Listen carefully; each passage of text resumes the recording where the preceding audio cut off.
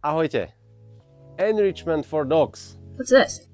Možno ste sa s týmto pojmom stretli. Je to obohatenie psieho života.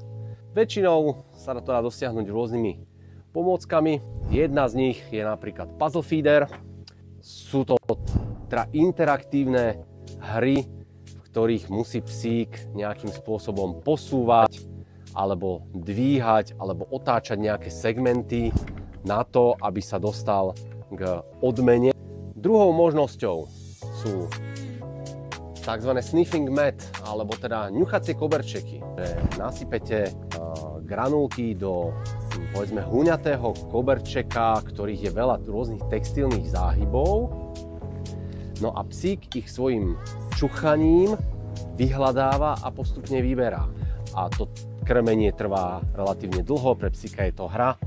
Poďme sa pozrieť ešte na tretiu vec, ktorú máme k dispozícii. Spomalovacie misky.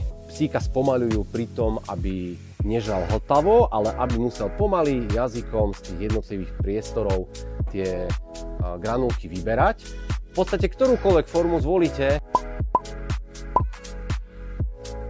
všetkými tromi dosiahnete jednu jedinú vec. Spestríte psíkovi jeho najkrajšiu časť dňa a toto spestrenie nájdete presne pod pojmom Enrichment for Dogs na internete.